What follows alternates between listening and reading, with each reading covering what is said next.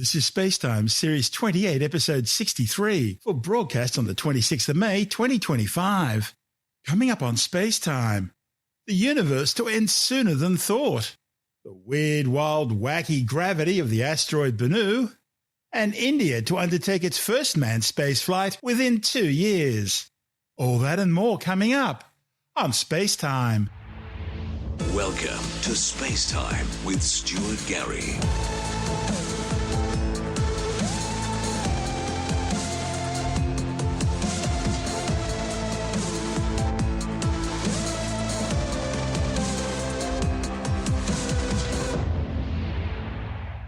A new study claims the universe could end in 10 to the power 78 years from now. That's a 1 with 78 zeros behind it, and it is much sooner than previously thought.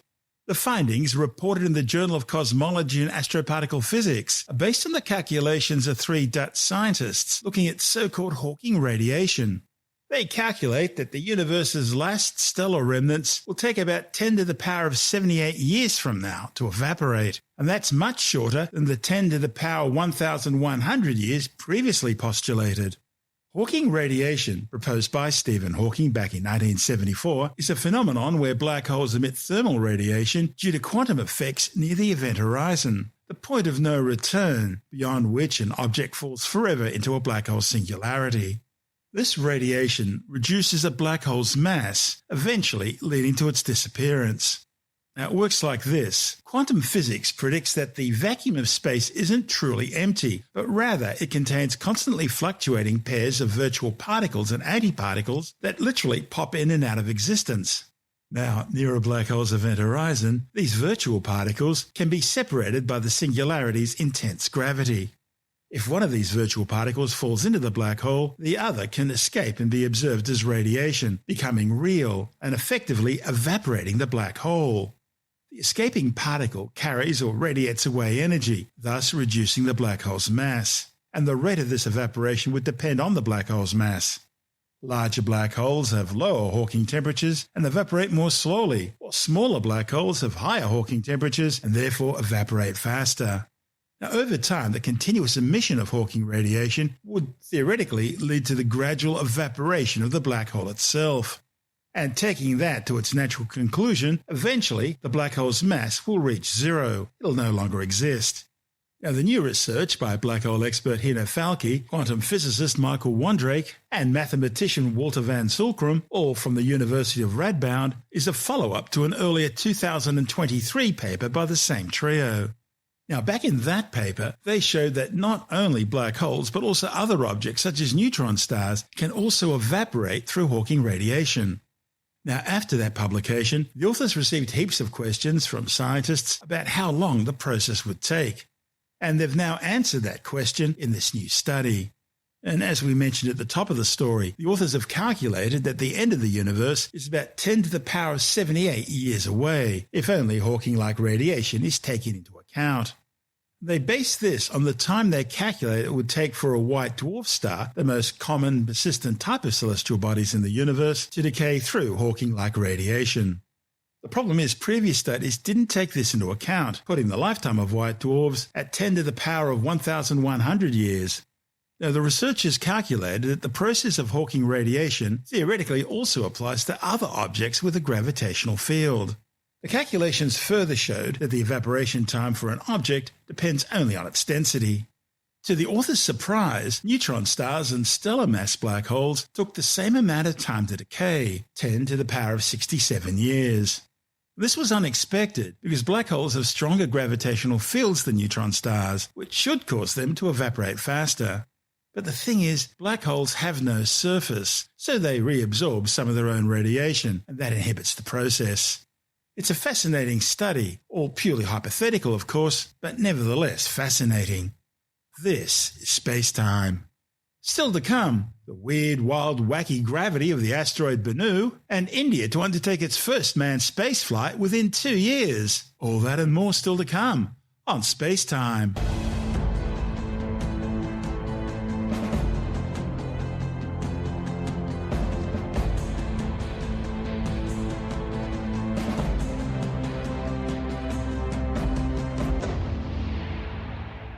Astronomers have examined the weird Alice in Wonderland-like physics that govern gravity near the surface of the asteroid Bennu. The new findings are based on data gathered by NASA's OSIRIS-REx spacecraft, which undertook a sample return mission to the half-kilometre-wide near-Earth asteroid. The probe was launched back in 2016, arriving at Bennu in 2018.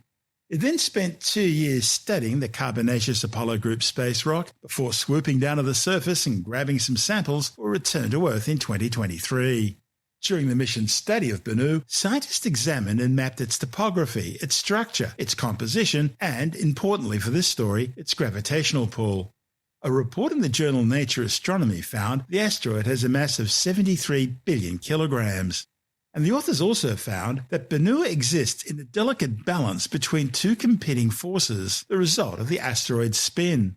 See, Bennu completes a full rotation around its axis once every 4 hours. That's quite fast. The study's lead author Daniel Shears from the University of Colorado Boulder says those forces play an important role in the asteroid's long-term evolution and potential demise. He says when you spin an asteroid up, you create a competition between gravity, that's holding things together, and centrifugal acceleration, which is trying to pull things apart. To study those forces, Shears and colleagues used OSIRIS-REx's navigational instruments to measure the minute tug that the asteroid exerts on the spacecraft. And in the process, they dug up a lot more than they expected. Now, based on the group's calculations, it appears the region around Bennu's equator is trapped within a gravitational feature known as a rotational Roche lobe, and that's something scientists haven't yet clearly observed on an asteroid. Now, the Roche limit is the point at which the gravitational tidal effects of a large body on a smaller one become so powerful as to overcome the smaller body's own internal gravity, causing it to fling apart. And she's found that that's when things get weird with Bennu. So now, if you're standing inside the boundaries of Bennu's Roche lobe and you slipped on, say, banana peel, for example, then not much would happen. You'd be captured by the lobe and fall back onto the surface. But if you were outside the Roche lobe and slipped on that same banana peel, you'd end up rolling towards the equator. And you could theoretically gain enough energy to quite literally roll off the equator and up into orbit and then into outer space. Now, Shears admits it all sounds like the sort of environment Lewis Carroll would have appreciated. But it does matter in real life, especially for the lifespan of Bennu. See, that's because radiation from the sun is causing Bennu to spin faster and faster over time. And as the asteroid's rotation builds up speed, its Roche limit might also be shrinking, along with the forces that are holding the whole thing together. And as the Roche lobe narrows further around the equator, it becomes easier for the asteroid to lose material. Shree says that so far that material's been trapped by gravity, but at some point, if the asteroid keeps spinning faster, then you would wind up falling off the cliff. In other words, Bennu could well be in the process of spinning itself into pieces. And Shree says that's important because Bennu is one of those asteroids which could one day impact the Earth. The main role of the University of Colorado on the OSIRIS-REx mission is in the radio science experiment. When we send a spacecraft out to this asteroid, millions, billions of kilometers away from the Earth, the only way we can command it, control it, see what it's doing is by sending radio waves out to the spacecraft.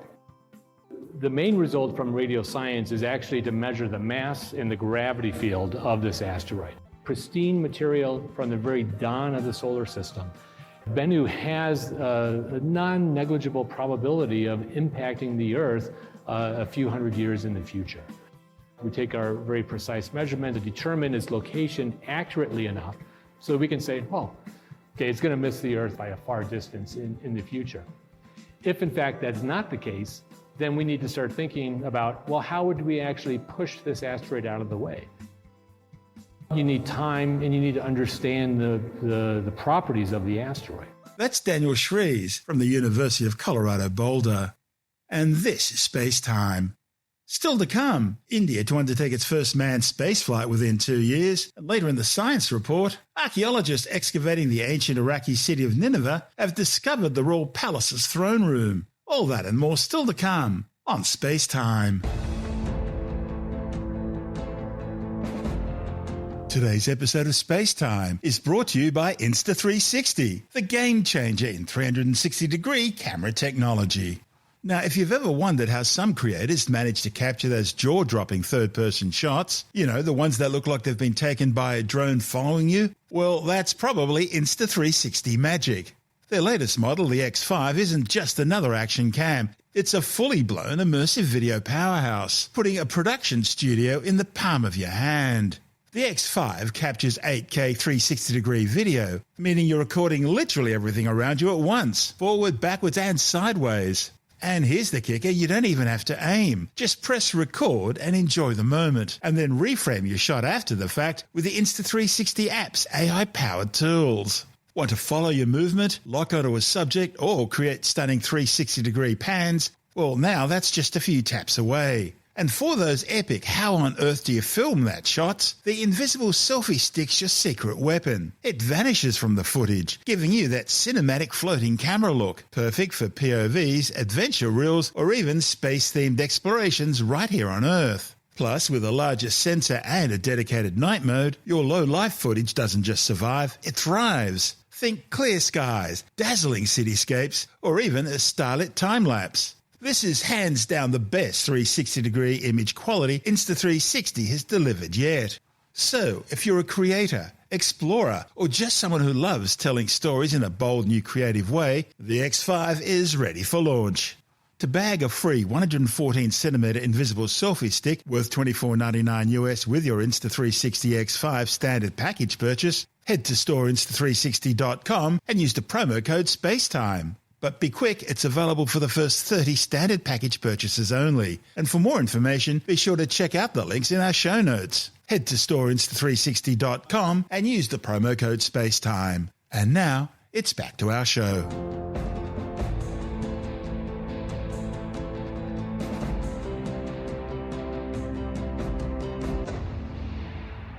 The Indian Space Research Organisation ISRO says it'll attempt to launch its first manned space mission in early 2027. The historic flight will follow an unmanned test flight of the nation's Gaganyaan spacecraft later this year.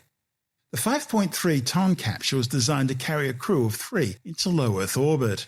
The spacecraft will be sent into orbit using an updated version of the 59-metre-tall GSLV Mark III rocket, GSLV standing for Geosynchronous Satellite Launch Vehicle, although these days it's also being known as Launch Vehicle Mark III, or LVM-3. So far, 4 Indian Air Force pilots have been selected for the flight, and they've already undertaken their cosmonaut training in Russia and are now undergoing further mission specialist training back in India.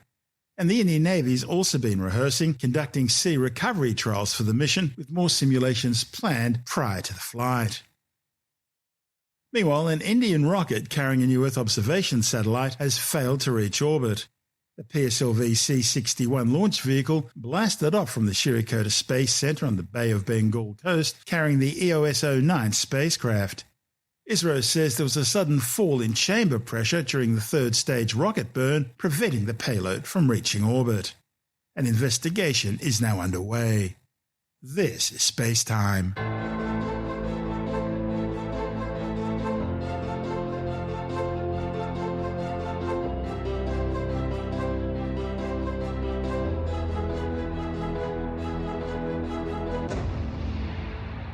And time now to take a brief look at some of the other stories making news in science this week with the Science Report. A new study has found that herpes simplex 1, the virus responsible for cold sores, may also have a key role to play in the development of Alzheimer's disease. The findings, reported in the British Medical Journal, suggest that treatment with antiviral therapy might be linked to a lower risk of the condition. The authors matched up close to 350,000 pairs of people, one diagnosed with Alzheimer's and the other without. Now, overall, they found the likelihood of an HSV-1 diagnosis was 80% higher among those with Alzheimer's. They also found that people who used antiviral medication after their diagnosis were 17% less likely to develop Alzheimer's compared to those who didn't use the treatments. Additionally, the authors also looked at the role of other herpes viruses and suggest that both HSV-2 and varicella zoster virus infections were also associated with a heightened risk of getting Alzheimer's. Archaeologists excavating a dig site in the ancient Iraqi city of Nineveh have discovered the royal throne room of the North Palace of King Ashurbanipal. The find includes large portions of a monumental stone slab some 5.5 metres long by 3 metres high, weighing around 12 tonnes. It features a carved relief depicting the ruler of the Assyrian Empire from the 7th century BCE, along with 2 important deities and other figures. Shown in the centre of the recently discovered relief is King Ashurbanipal, the last great ruler of the Assyrian Empire.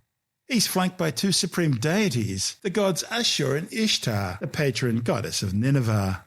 Archaeologists believe the figures suggest that a massive winged sun disk was probably originally mounted above the relief. The ancient city of Nineveh, located near the modern Iraqi city of Mosul, is considered to be one of the most important cities of North Mesopotamia, and under King Sennacherib became the capital of the Assyrian Empire in the late 8th century BCE. A new study has found that native Australian bees living in areas where European honeybees are prevalent wind up having fewer female offspring and a higher death rate in their first years of life. The findings, reported in the Journal of the Frontiers in Bee Science, studied native bees living in bee hotels, wooden boxes designed for native bees to rest and breed in. They looked at 14 sites around Perth, looking at whether their proximity to introduced bees impacted various signs of fitness.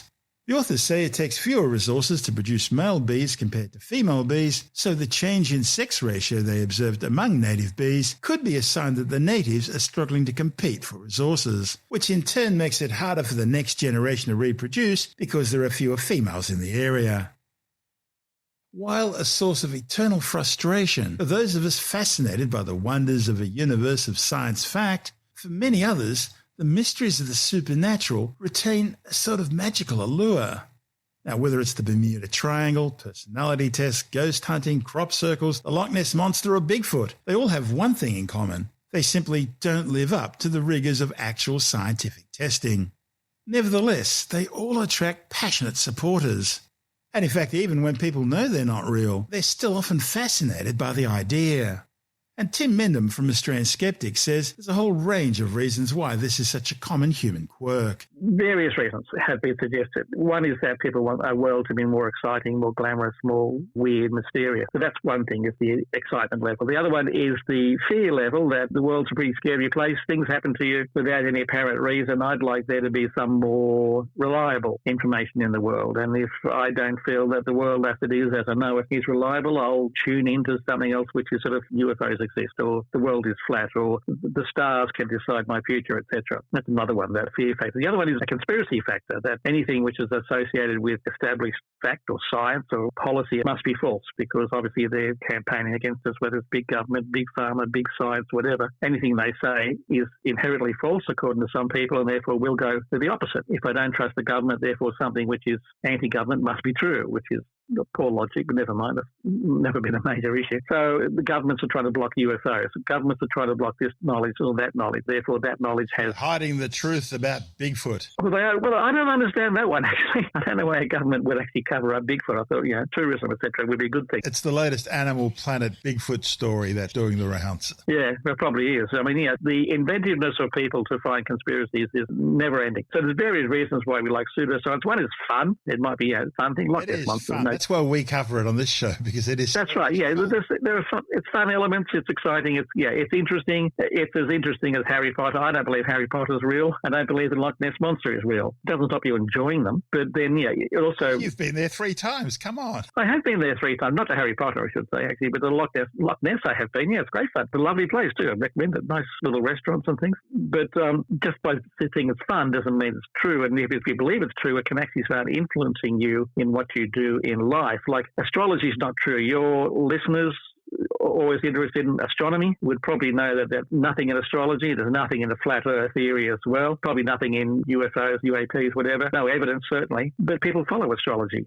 People definitely follow astrology and use it to make their life decisions. People are interested in UFOs and can use that as part of their philosophy of anti-government everything, and that UFOs are here to save us or destroy us, depending on your point of view. Flat earth is a classic conspiracy theory. They're trying to cover it up. It's one of the silliest conspiracy theories out there. But I mean, there are things which are dangerous to people, and those things that are fun, fine, have fun. But what the skeptics see, unfortunately, is these things extending into other areas. Conspiracy about UFOs might be a conspiracy about health as well. It might be a little lean to the same mindset. That's Tim Mendham from Australian Skeptics.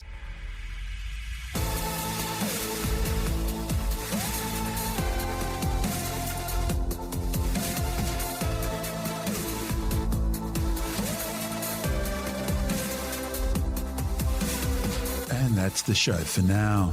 SpaceTime is available every Monday, Wednesday and Friday through Apple Podcasts, iTunes, Stitcher, Google Podcast, Pocket Casts, Spotify, Acast, Amazon Music, Bytes.com, SoundCloud, YouTube, your favorite podcast download provider, and from spacetimewithstuartgary.com.